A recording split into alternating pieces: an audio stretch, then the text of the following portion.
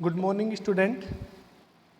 देखिएगा 12th class English medium के लिए ये आज हमारा 5th रिवीजन वीडियो है। इससे पहले हमने 4th वीडियो अपलोड कर चुके हैं। देखिएगा चूँकि ये रिवीजन वीडियो है तो इसके अंदर हम थोड़ा फास्ट चलेंगे और उसके साथ साथ किस लाइन से यानी किस टॉपिक से कौन कौन से क्वेश्चन पूछे जा सकते हैं उसके बारे में भी हम थोड़ा डिस्कस करेंगे। और मैं उम्मीद करता हूं कि सभी बच्चों ने ये PDF नोट्स जो मैंने प्रोवाइड कराए हैं वो अपनी नोटबुक के अंदर रिटर्न कर लिए होंगे प्रॉपर तरीके से। देखो मैं सजेस्ट कर रहा हूं कि आप पहले उनको रिटर्न कीजिए, ठीक है ना। रिटर्न करने के बाद आप वीडियो देखिएगा, उससे क्या होगा कि आपको स्टेप बाय स्टेप क्लियर होता जाएगा, ठीक है ना। अगर आप डायरेक्टली देखते हैं तो उसमें आपको स्टेप बाय स्टेप पॉसिबल नहीं होगा समझना।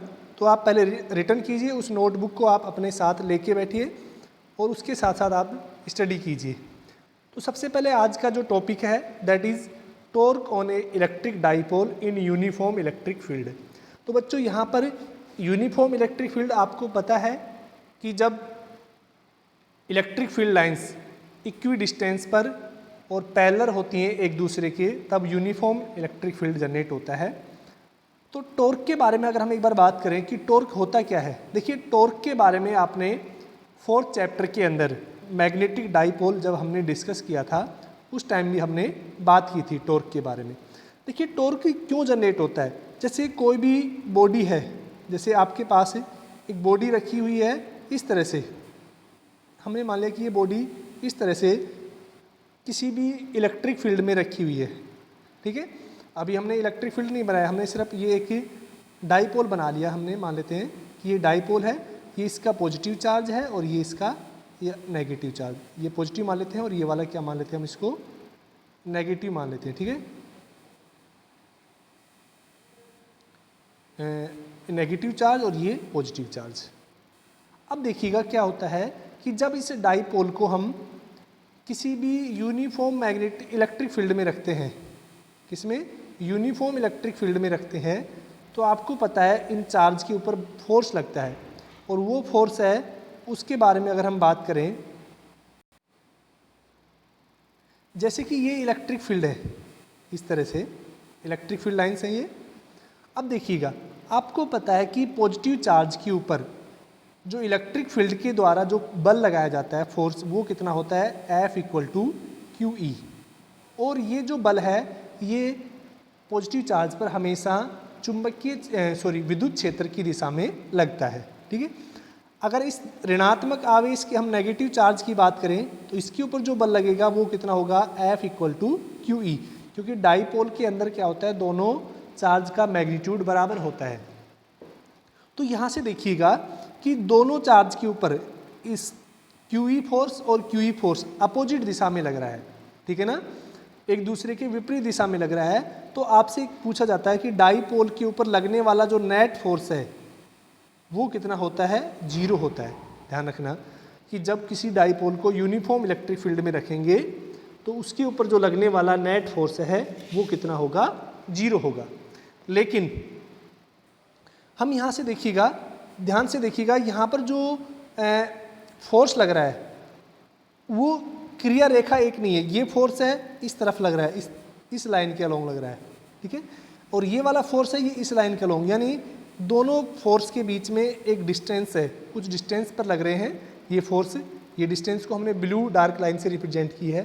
तो अब देखिएगा ये क्या होगा कि ये जो बॉडी है ये इस तरह से रोटेट करेगी, ठीक है ना, क्योंकि ये बिल्कुल इलेक्ट्रिक फील्ड के अंदर पैरेलल आने की कोशिश करेगी। तो इसका मीन्स टॉर्क हमेशा किसी भी बॉडी पर जब लगता है तो उसको वो रोटेट कराता है, ठीक है ना।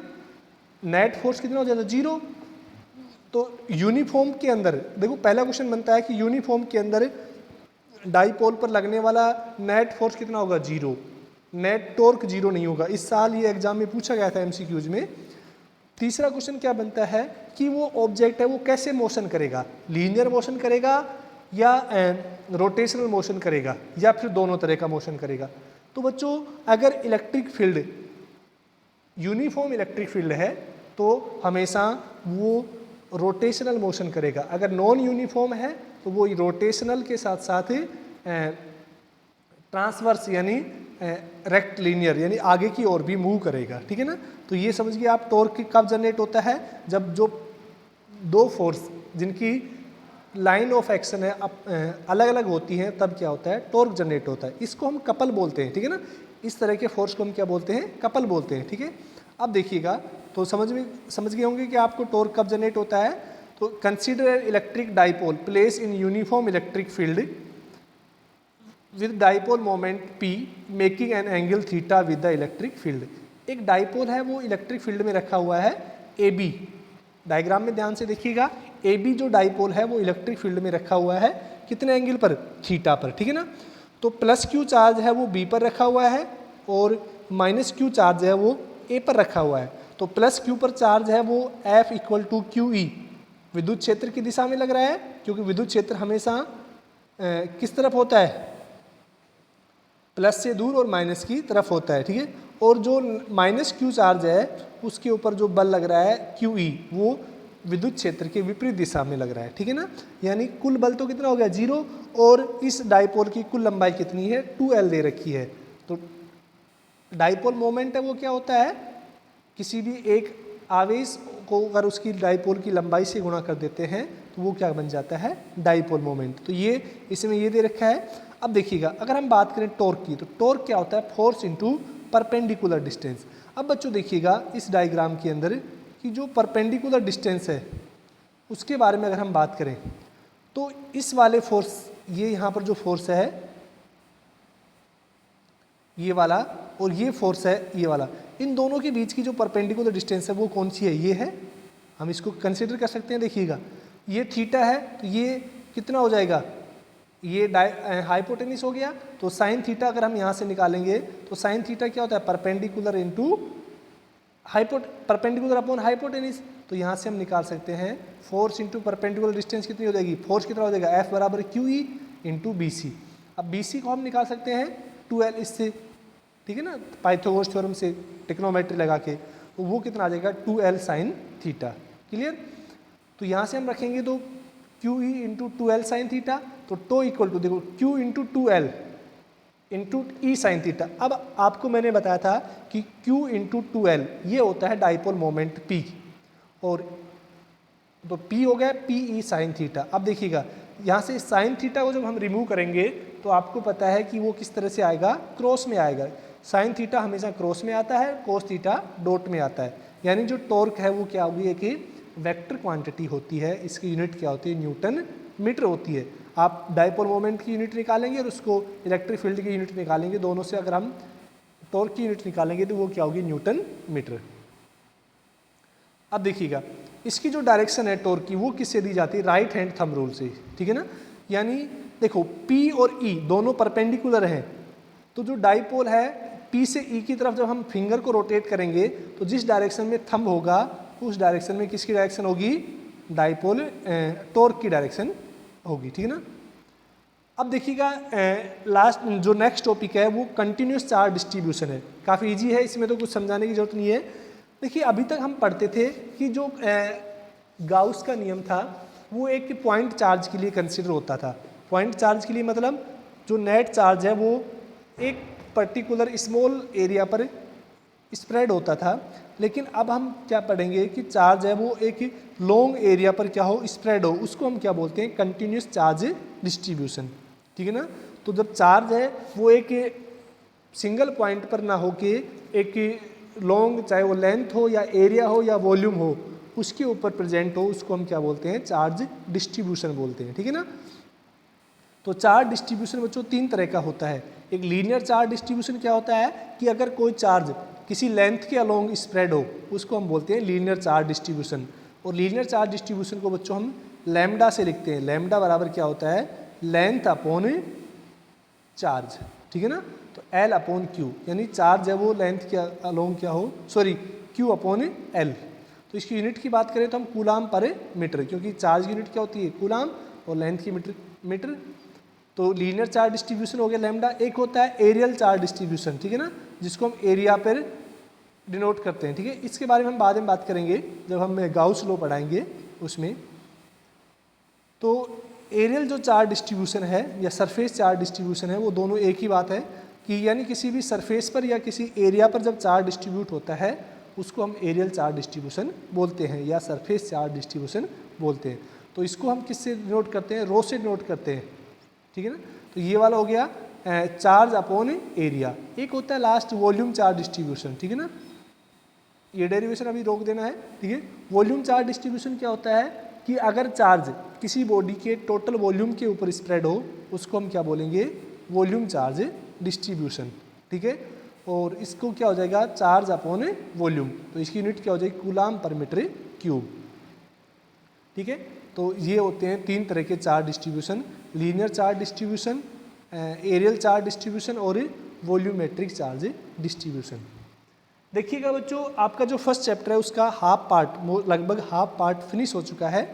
अब जो नेक्स्ट टॉपिक है उसके बारे में हम बात करते हैं, दैट इज गाउस लॉ, यानी गाउस का नियम, ठीक है। तो देखिए बच्चों, जो इस सेकंड पार्ट है इस चैप्टर का, उसके अंदर हम मोस्टली सबसे ज़्यादा डिस्कस गाउस लॉ के बारे में करेंगे। तो उससे पहले हम बात करते हैं एरिया वेक्टर के बारे में, ठीक है, कि एरिया वेक्टर क्या होता है, ठीक है। अब देखिएगा, the direction of area vector is specified by the normal या परपेंडिकुलर टू द प्लेन, यानी किसी भी एरिया यानी किसी भी सरफेस के जो परपेंडिकुलर डायरेक्शन होती है वो क्या कहलाती है, उसका एरिया वेक्टर कहलाती है। यानी आप किसी भी सरफेस अगर एक्स वाई प्लेन में है, ठीक है ना, एक्स वाई प्लेन में कोई भी अगर सरफेस एग्जिस्ट कर रहा है, ठीक है, तो उसका जो एरिया वेक्टर है वो किस प्लेन में होगा, जेड में होगा, ठीक है। तो एरिया वेक्टर हमेशा सरफेस के क्या होता है, परपेंडिकुलर होता है, ठीक है। तो ये ध्यान रखना है। अब नेक्स्ट टॉपिक हम बात करेंगे इलेक्ट्रिक फ्लक्स। एरिया वेक्टर में आपको इतना याद रखना है कि एरिया वेक्टर हमेशा सरफेस के परपेंडिकुलर होता है। इलेक्ट्रिक फ्लक्स है वो क्या होता है उसके बारे में देखिए कि किसी भी क्लोज सरफेस से, ठीक है ना, यानी किसी भी क्लोज सरफेस से या किसी भी क्लोज एरिया से जो इलेक्ट्रिक फील्ड लाइंस पास होती हैं उनको हम क्या बोलते हैं, इलेक्ट्रिक फ्लक्स कहते हैं, ठीक है। Electric flux through any area is defined as the total और group of electric field lines passing normally through the area, यानी किसी भी एरिया से पास होने वाली परपेंडिकुलर इलेक्ट्रिक फील्ड लाइन है वो क्या कहलाती हैं, इलेक्ट्रिक फ्लक्स कहलाती हैं, ठीक है। तो अगर हम बात करें इलेक्ट्रिक फ्लक्स के बारे में, ठीक है, तो इसको बच्चों हम फाई से नोट करते हैं। इलेक्ट्रिक फ्लक्स को किसे नोट करते हैं, फाई से। तो फाई कितना हो जाता है, ई डॉट बी ए। फाई का जो फॉर्मूला अगर हम बात करें वो कितना होता है, ई डॉट बी ए, ठीक है ना। तो electric flux is defined as the product of surface area S and normal electric field E is passing through any surface, ठीक है ना। ये किससे नोट की जाती है, फाई से नोट की जाती है। तो phi equal to E cross S भी लिख सकते हैं, अगर आप एरिया को ए मानते हैं तो ई क्रॉस ए भी लिख सकते हैं, ठीक है ना। तो फाई है वो नॉर्मल हो जाएगा सरफेस से, तो क्या हो जाएगा, ई क्रॉस डॉट एस, तो या ई डॉट एस। तो देखो कोस थी डॉट प्रोडक्ट है, ये इलेक्ट्रिक फील्ड और सरफेस एरिया का डॉट प्रोडक्ट है, इसका मतलब इलेक्ट्रिक जो फ्लक्स है वो स्केलर क्वांटिटी है, ठीक है ना। तो फाई का अगर हम इंटीग्रेशन करें नॉन यूनिफॉर्म सरफेस के लिए तो उसके लिए कितना हो जाएगा, phi equal to E dot D S, ठीक है ना, क्लोज सरफेस के लिए हो गया। अब देखिएगा एरिया के लिए बात करें तो ई डॉट डी एस हो जाएगा, लाइन के लिए बात करें तो ई डॉट डी एल हो जाएगा। देखो ये ए गलती से लिख दिया है, इस ए को आपको ई करना है, ठीक है ना, ये ध्यान रखना। ये यहाँ पर क्या आएगा, ए की जगह ई डॉट डी एल आएगा, ये ध्यान रखना। यहाँ पर भी ई डॉट डी एस आएगा और ई डॉट डी वी आएगा, ये ई करना है आपको, ठीक है। अब हम बात करें कि न्यूमेरिकल की, तो देखिएगा यहाँ पर क्या दे रखा है, एक न्यूमेरिकल ले लेते हैं। इलेक्ट्रिक फील्ड का दे रखा है 6i + 3j + 4k।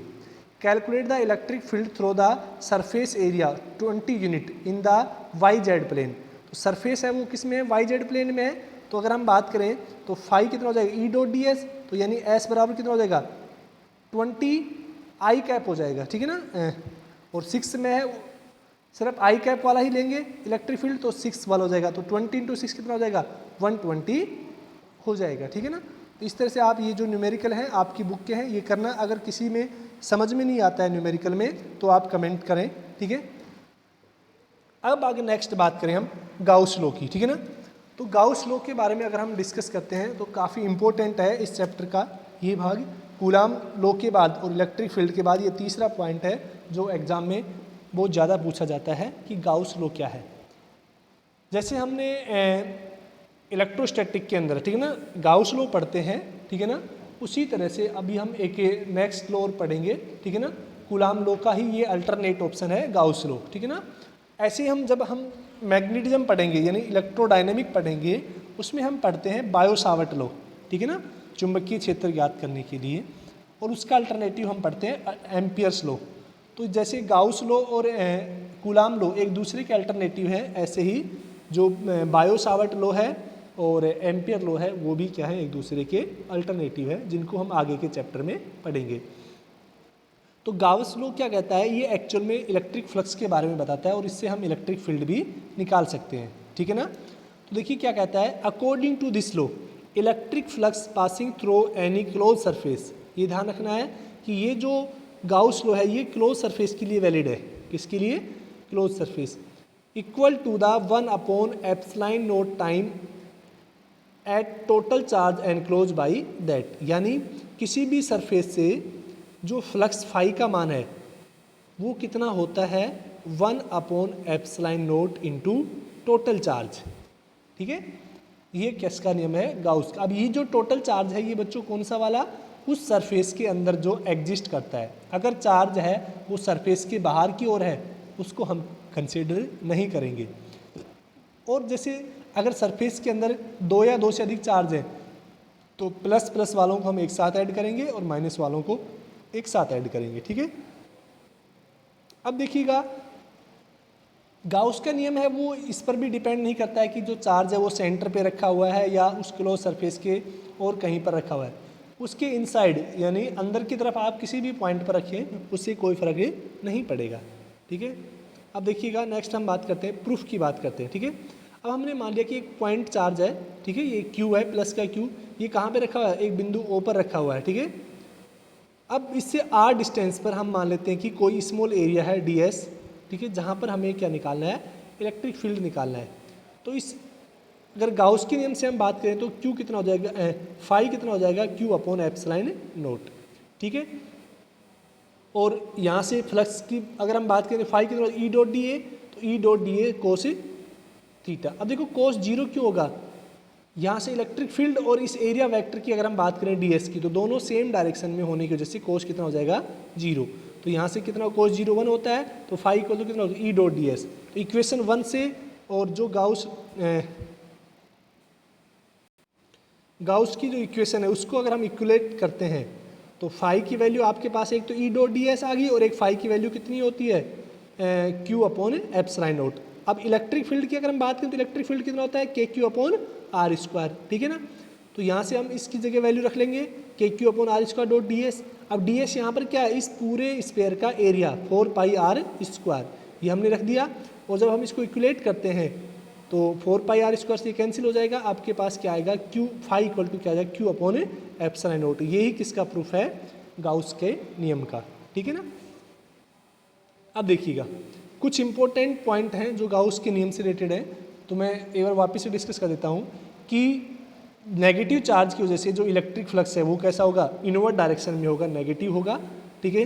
Positive charge की वजह से फ्लक्स है वो आउटवर्ड होगा, बाहर की तरफ होगा, ठीक है ना। अगर चार्ज है, 2 चार्ज इक्वल मैग्नीट्यूड के हैं, किसी भी सरफेस के अंदर रखे हैं तो नेट चार्ज कितना हो जाएगा, 0, तो फ्लक्स भी कितना हो जाएगा, 0। लेकिन ध्यान रखना इलेक्ट्रिक फील्ड 0 नहीं होगा, क्योंकि इलेक्ट्रिक फील्ड तो चार्ज की प्लस माइनस पे डिपेंड ही नहीं करता है, केवल डायरेक्शन डिपेंड करती है, ठीक है ना। अब देखिएगा यहाँ से देखिए ये क्यूब है या क्यूबॉइड है, तो देखिएगा अगर आपसे पूछा जाता है कि 2 फिगर दे रखे हैं A और B, किसका फ्लक्स ज़्यादा होगा, तो मैंने बताया कि इलेक्ट्रिक फ्लक्स है वो कभी भी साइज पर या शेप पर डिपेंड नहीं करता है, चाहे क्यूब छोटा हो या बड़ा हो या किसी भी शेप का हो, उससे क्या होगा, कोई इफेक्ट नहीं पड़ेगा। तो सी ऑप्शन करेक्ट है। क्यों? क्योंकि जो गाउस नियम है वो क्या कहता है कि जो फ्लक्स का मान है वो एरिया की साइज जो गाउसियन सरफेस है उसकी शेप पर डिपेंड नहीं करता है, ठीक है। तो ये वाला इसका क्लियर हो गया। अगर हम बात करते हैं next, if A uncharged body और ये अनचार्ज surface is place in the uniform electric field.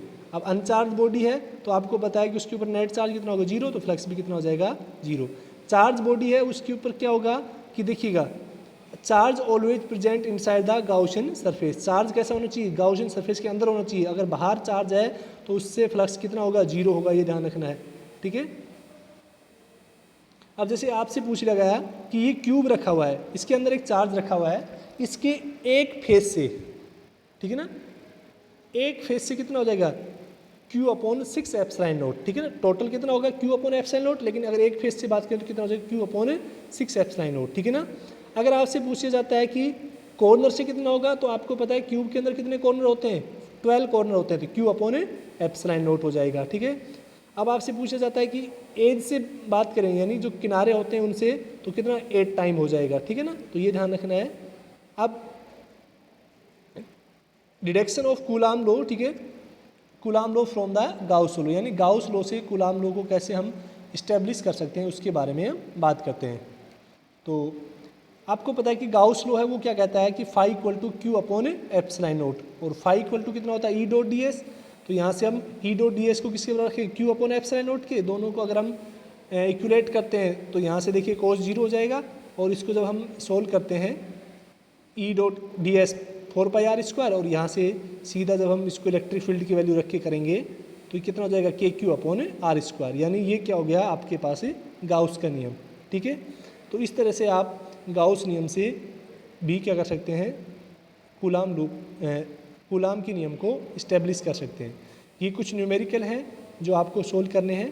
अब गाउस लॉ का एप्लीकेशन है, ये काफ़ी इंपॉर्टेंट है, इससे न्यूमेरिकल क्वेश्चन आते हैं एग्जाम में, डेरिवेशन डायरेक्ट, तो इसके बारे में हम कल बात करेंगे। आज के लिए इतना ही, थैंक यू।